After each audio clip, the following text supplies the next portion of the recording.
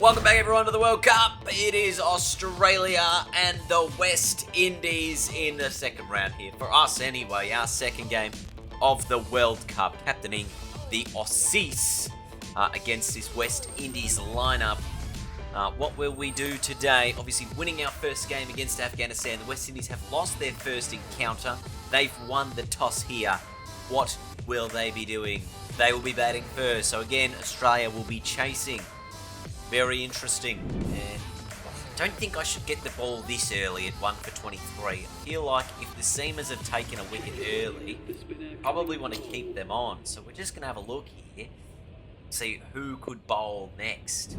Alright, look, we'll take the ball now that the opening power play is over. I just felt like we should have gone with the Seamers as long as we possibly could, given that they were obviously going to be the guys who have taken those early wickets. And at the moment, what is it? 5.2 to rate, 2 for 68. Hopefully the game audio is fixed in this video, everyone, as well. Apologies for the last one not having any game audio. It was really bizarre because OBS reset all my settings for some strange reason, so the video format was in a different format. Everything was just wrong about it, but should all be fixed today. Bit of good over, dotting up Shea Hope here.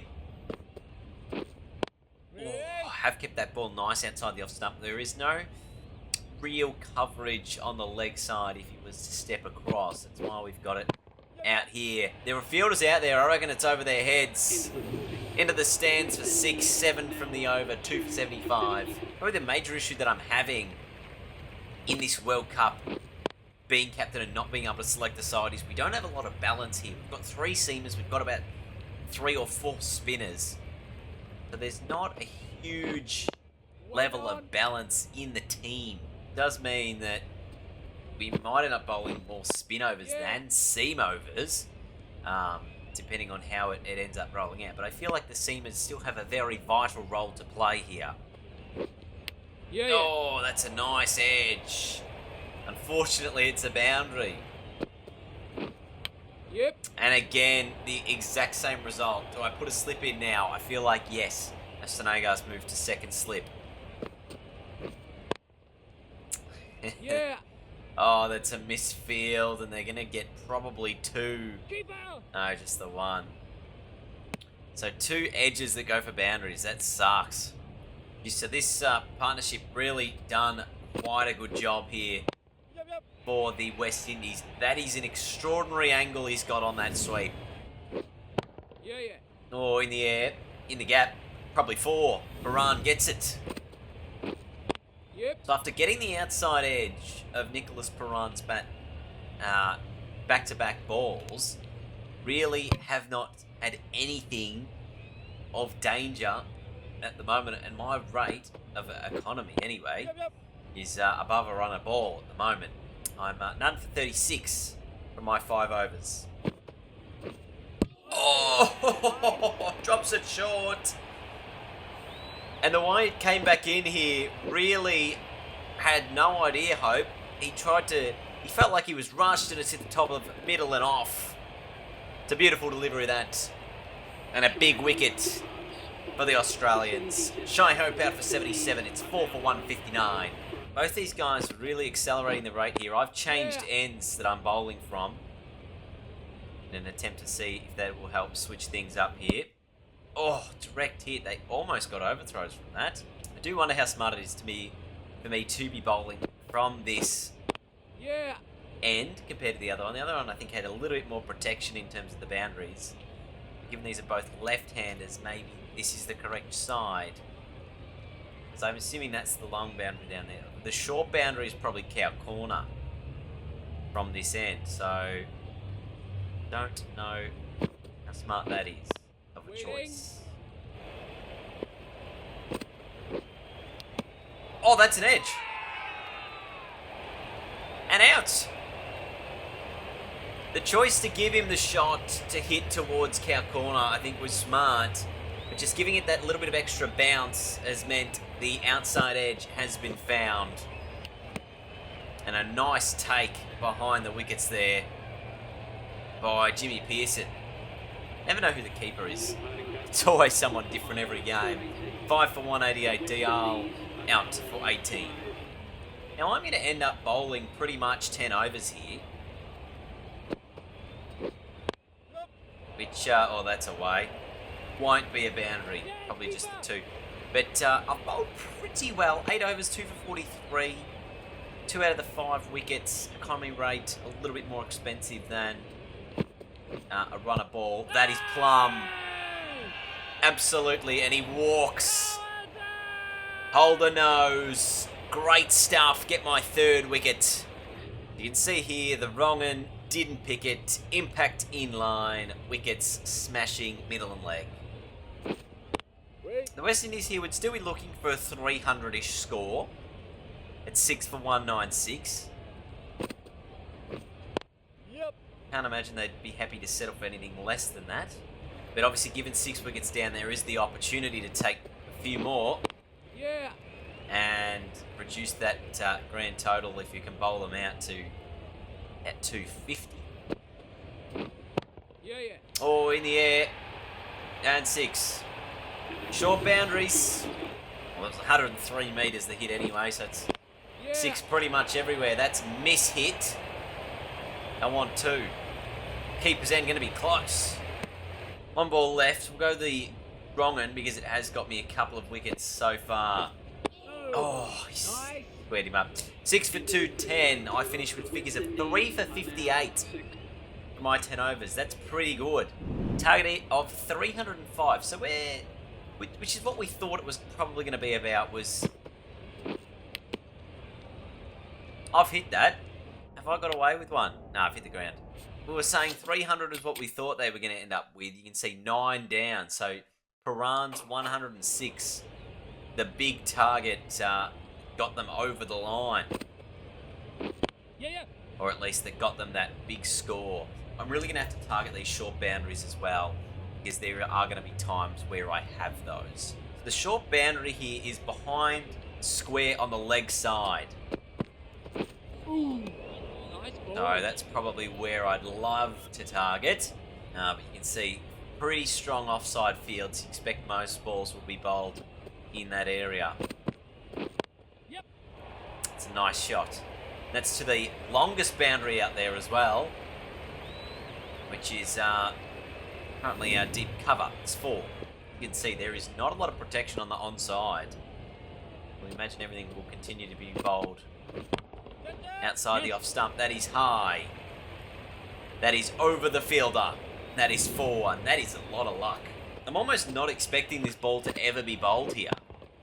Because of the way that the field is set, I'm almost not expecting anything to be straight. Yes. That one is, and that should be 4 because the boundary is so short there. And I still didn't get enough onto it. We're going to get 3. Wow, that is the riskiest 3 I have taken in a long time. So we've certainly had our fair share of luck to start us off here in this one. Cover is the gap that has the short boundary. So that's where we go. And it's 6. And I don't think I got anywhere near all of that either. But we just know it's a short boundary, and that's why we targeted it. 88 metres. Pace comes on, required rate up to 6.9. So about 7 and over. Australia 4 down.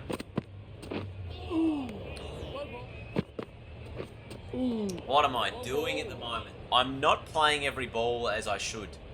I'm almost premeditating every single shot here. Yes. Oh, that is up and into the gap. Wasn't up and over. It's 4. It's really not... It's where I wanted to hit it, but it was not as far in the air as I didn't want to hit it in the air.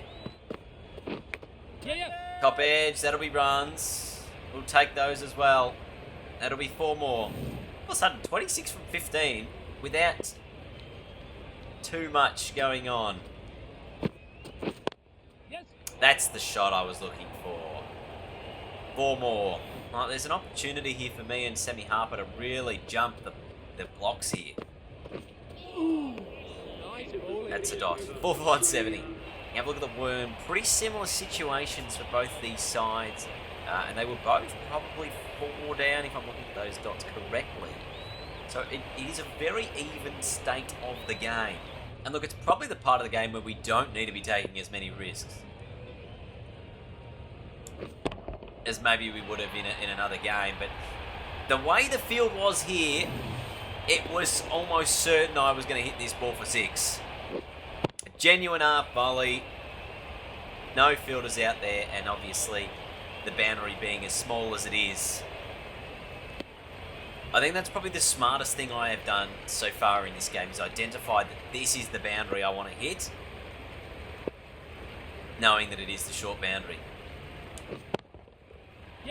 And again, the fielders are irrelevant really, because it is so short. If you get the right ball, you can hit it. Yes. Oh, bang. Pop that. Probably not the shot I was wanting, but it's 4. Oh, Nice that just ball. held up. Held up in the surface. Yes. Oh, that's a chance. Oh my goodness. That is misfield, and that is a boundary and a 50. This has been a great start to this World Cup, but this match in particular has been quite something very, very good. Yep. I was convinced that last shot was going to get out. Convinced this was going to be out. It's just narrowly fallen short. It's actually nutmegged him. Yes. Let's wait for another one. Australia 100 runs away with about 91 balls to get it. But the rate is still more than a run a ball. See the run rate there, 6.6. Yes. No, it's 4. Yeah. Oh, and that is back past the bowler. Shouldn't be 4. Bowlers. You'll end up with 2. 4 for 215. Yeah, look at that. I did identify that as the shortest boundary there, and that's where all the 6s have been hit. So, it is smart, and I think if we get any more opportunities, we're going to target that short boundary again. It won't be in this over. Yes. Nope. See the run rate there, 82 from 77. Very much in Australia's favour. Yes. Just got to take the ones at the moment. There's no need to do anything risky. Alright, Hussain is on. The short boundary I'm targeting. Oh. Swing and a miss. But I can tell you, I'm gonna be trying to hit it over the top there. Almost every ball. Gotcha. And that's why doesn't need much to be a boundary. It's probably still worth them having someone on the fence there, because even though it's a short boundary, you know, there's still that possibility of me mishitting the ball. Like that previous one. That would have been taken if there was a guy out there. Waiting. Yes. Oh, just waited for it. Oh, this is out. Easy. Oh, no! I have cost us a wicket here. Yeah, this is very out. Sam Harper is out. Wow, that is 100% my bad. 5 for 234. Gee, it makes things interesting, doesn't it? That is a big, big wicket. Yep. No, that might be 4. There's a short boundary there. Yeah, no, it is. Yes. One. Still, Australia's still in the box seat. Cameron Green, quality player. As long as I'm in, still a big chance. Wait. Yeah. It is pretty much a runner ball here.